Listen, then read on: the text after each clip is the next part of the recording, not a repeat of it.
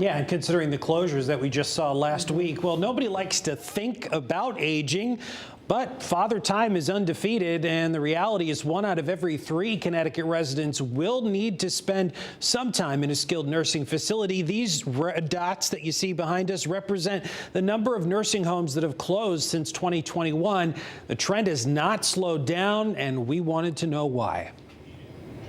An emergency emerging. Connecticut has the 5th oldest population, so it's concerning that nursing home closures have outpaced the rest of the country. Since 2021, 15 skilled nursing facilities have closed.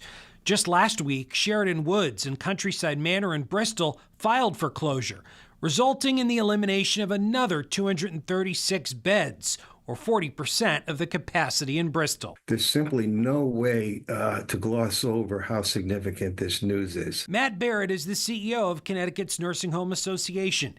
He's now sounding the alarm on a crisis of care. There's a real serious question on the horizon about whether or not there are enough nursing home beds now and into the future to meet the care needs of our exploding aging population. 87% of the beds in Connecticut nursing homes are occupied, above the national average.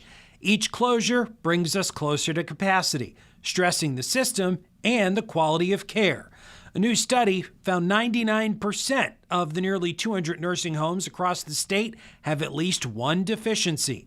In October, the feds essentially forced the closure of Abbott Terrace in Waterbury, citing the facility failed to meet minimum health and safety standards. Meanwhile, the industry continues to struggle to recover from the COVID pandemic. There are definitely trends associated with the public health emergency that continue to show their presence, and facilities are continuing to struggle. And not just facilities, but companies. Just 2 years ago, Athena Healthcare was the largest nursing home operator in the state. Now, only 6 homes remain. The company told Fox 61 it is evaluating options to support continued operations. Fox 61 obtained the Sheridan Woods and Countryside Manor closure notices filed with the State Department of Social Services.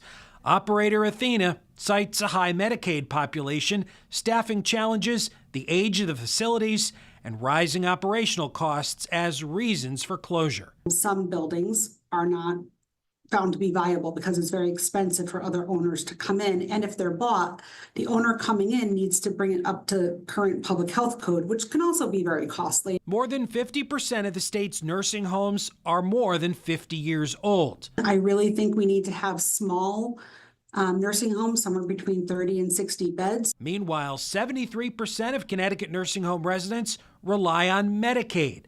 And the reimbursement rates, well, they haven't kept up with inflation. And if we're using taxpayer dollars, it should be able to be 100% transparent. There shouldn't be anything that we don't see, that we don't know what it's spent on. And profiting off of that is a tough one for me. Now, state lawmakers tell me they'll be making nursing homes a priority next session with new legislation. As for those 2 Bristol nursing homes we talked about that are facing closure, DSS told me they're in a 10-day cooling off period where they take no action. That'll be followed by a public hearing, and then they have up to 180 days after that to make a final decision. In the studio, Matt Karen, Fox 61, Connecticut's news station.